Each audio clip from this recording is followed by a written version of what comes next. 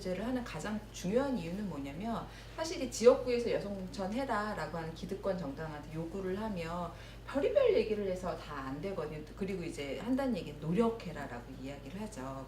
뭐 김무성 대표님도 말씀하셨지만 이번에 이제 그 17개 광역 단체장 후보에 다 남성만 공천을 해서 이제 여성 단체가 이제 그거에 대해서 항의성 더불어 남자당이냐 뭐 이런 식으로 얘기를 했을 때 또 거기에서 이제 대부분의 말씀을 하셨던 게 노력해라, 너희들이 실력을 길러야지, 똑같은 이제 멘트로 하시는데, 그러니까 지역구 같은 경우에 사실 여성 공천하는 게 쉽지가 않아요. 그랬을 때 유일한 건 비례대표거든요. 근데 이제 비례대표 같은 경우에선 저희가 이제 동수의 가치로서 우리 이미 이제 녹색당에서 선제적으로 실험을 하셨었던 그 부분이 이미 법제화가 되었고, 그리고 지난 총선에서 이제 15번, 16번을 김종인 대표가 바꾸지 않았습니까? 그 꼼수를 부려서 이정미 대표가 너무나 붕괴하셔서 그것을 대표 발의하셔서 이번에 이제 올해 그 교순번을 지키지 않을 경우에, 그러니까 여성을 홀수를 주고 남성을 짝수를 주는 이걸 지키지 않을 경우에 등록 무효화하는 강제화 조치까지 취했기 때문에 비례대표에는 이미 동수가 박혀 있는 것이고, 그런 의미에 있어서 연동형 비례대표제를 통해서 의석수가 늘어나게 되면 지금보다 훨씬 더 높아지는데, 물론 그래봤자 제가 예전에 계산했을 땐 25% 정도밖에 되진 않지만 그럼에도 불구하고 13%에서 17% 올라오는데 12년 걸렸거든요. 네. 25%면 네. 혁명이죠. 25%면 혁명이죠. 엄청나네요. 그 자유한국당의 이제 원내대표가 되신 그 나경원 대표님께서 진짜 이걸 하셔야겠어요. 여성 왜냐면 우리 위해. 나경원 의원님도 비례대표 출신이시거든요. 후대 양성에 대해서도 굉장히 많은 의지를 피력하신 바 있기 때문에 나경원 의원님은 하셔야죠. 페미니스트가 왜 이 선거제도 개혁에 관심을 가져야 되는지를 얘기해 주신 것 같습니다. 그러면 비례 의석이 더 늘어나면 더 늘어나겠네요. 25%에서. 현재로서 47석으로는 지금보다 줄어요.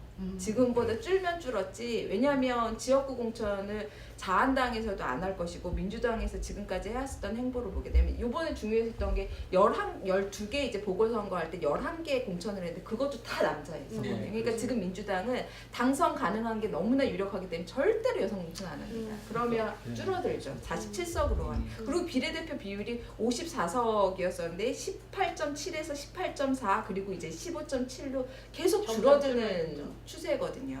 근데 이렇게 해서는 여성 의원 수는 절대로 안 늘어나요. 그래서 사실은 제일 좋은 거는 지금 우리가 논의하고 있는 지역구 선거하는 비례대표제, 그게 뭐 연동형 비례대표제로 우리가 부르고 독일식이라고 부르는데, 그것보다 사실은 더 여성들이 더 많이 국회로 들어가기 위해서는 지역구 선거를 안 하는 비례대표제가 더 말씀하신 것처럼 그러면 동수 대표를 실현하기가 좋아지죠.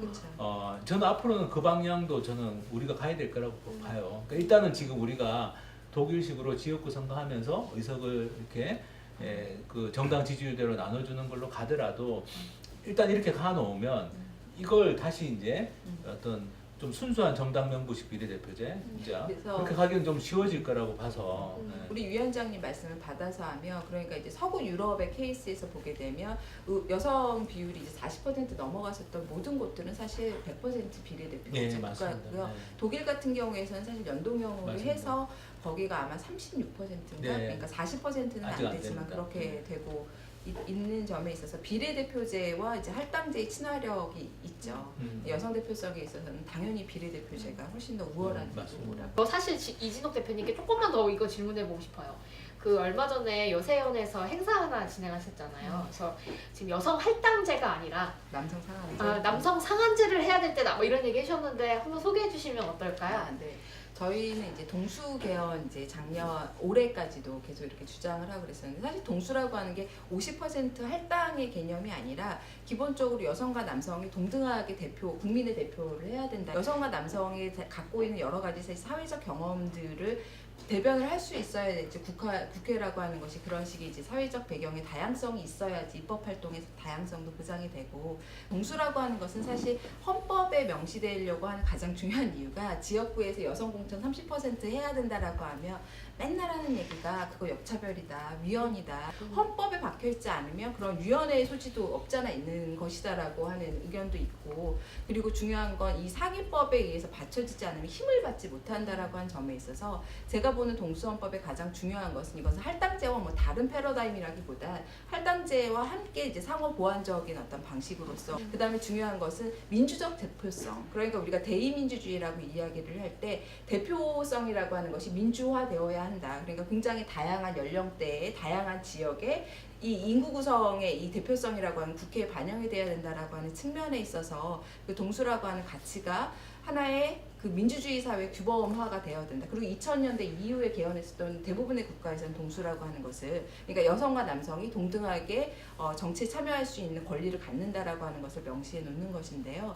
그런데 여기에서 이제 굉장히 중요한 것은 무엇이냐면 그 이전의 여성할당제는 마치 여성의 수가 적은 게 문제인 것처럼 이야기를 해서 여성에게 이제 정치 참여를 해야 한다든가 여성이 도전을 해야 한다든가 여성의 실력을 갖춰야 된다든가 라고 하는 방식으로서 여성을 문제시 삼았다라고 하면 이제는 이 패러다임이라고 하는 것이 남성이 지배하고 있고 그 지배하고 있는 남성이 누구인가를 질문해야 한다라고 하는 점에 있어서 이 패러다임이 남성을 문제시 삼는, 그러니까 지금에 있는 그 남성들을 문제시 삼고, 그런 의미에 있어서 똑같은 뭐 30%라고 얘기를 하더라도 남성이 최대한 70% 이상을 넘어가면 안 된다라고 하는 방식으로서 초점을 좀 변화시키는 거라고 해야 될까요? 그런 방식으로서 여성할당제가 아니라 남성 상한제다라고 하는 것이고, 이거는 사실 양성평등기본법에 이미 명시가 되어 있는 것은 무엇이냐면 한 성이 다른 성에 비해서 60%를 넘지 말아야 한다라고 하는 그런 어떤 기준과도 이제 일맥상통하는 부분이 있는 것이다라고 설명드릴 수 있을 것 같아요. 네.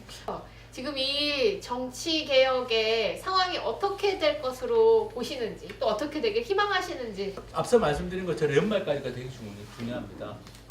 올해 연말까지가 저는 개인적으로는 선거제도 개혁이라는 측면에서 한번 본다면 아마 평상시에 한 몇 년에 해당하는 게 지금부터 올해 연말까지라고 저는 보고 있고요. 그리고 이제 중요한 게 많은 사람들이 선거제도 개혁을 욕망해야 됩니다. 그 욕망의 원천은 뭐냐면 나를 대표할 수 있는 정당, 내 목소리가 반영되는 정치. 저는 이게 핵심이라고 보거든요. 덴마크는 20대, 30대 국회의원 비율이 41%더라고요. 와. 우리나라가 당선 시점 기준으로 1%잖아요. 40배예요. 20대, 30대 국회의원이 국회에 들어가 있는 비율이 여성 국회의원 비율도 마찬가지고, 그러니까 우리하고 덴마크나 이런 북유럽에 있는 이 정치가 다른 이유 중에 하나는 구성이 완전히 다른 거죠. 20대, 30대 국회의원이 40%를 차지하는 국회라는 거 우리가 상상할 수가 없잖아요. 지금 그렇죠. 국회를 보면. 그런 점에서는 이제 우리 시민들이 정말 나를 대표할 수 있는, 나를 대변할 수 있는 정치를 좀 욕망해야 될 것 같고, 그 욕망들을 저는 뭐 아주 길게 보기치 말고 빨리 지금 당장. 네. 맞아요. 지금 당장 좀 욕망해서 맞아요. 목소리를 내는 게 좀 필요하다. 저는 이제 사실 제일 좀 저로서는 가장 최악의 시나리오가 뭐냐면, 지금 이 사람들이 원하는 것은, 민주당이나 자한당이 원하는 것은 양당제로의 회귀인 거잖아요. 근데 사실 양당제 정치가 되고 있는 미국을 볼까요? 트럼프가 당선이 됐어요. 그럼 영국을 볼까요? 브렉시트를 했어요. 이런 것을 원하는 건 아니잖아요. 이런 것 안 보겠다고 저희가 이제 촛불을 들어섰던 것이고, 그런 의미에 있어서 이 양당제로 회귀하려고 하는 움직임들은 사실 되게 많아요. 사실 뭐 바미당에서도 이번에 손학규 대표님이 되셨기 때문에 선거제도 개혁에 굉장히 열의를 보이시고, 사실 민평당도 박지원 대표님이 되셨으면 안 하셨을 것 같은데 정동영 대표님이 되셨기 때문에 사실 이게 어떻게 보면 분위기가 만들어진 측면이 없잖아 있거든요. 그런 의미에 있어서 사실 한편으로는 굉장히 여전히 기대할 수 있는 부분이 있다라고 생각을 하지만, 그런데 이것이 안 됐을 때 저는 굉장히 심각하게 민주당은 정당성에 타격을 입게 되는 것이고, 문재인 대통령의 레임덕 현상은 정말 심각하게 될 거고, 그런 의미에서 저희 인인님을 지키기 위해서라도 이번에 해야 되고, 그런 의미에 있어서 저는 잘 모르겠어요. 사실 그냥 생각만 하면 그냥 슬프고 기운 빠지고 좀 그렇고, 이게 노회찬 의원님 생각도 되게 많이 나고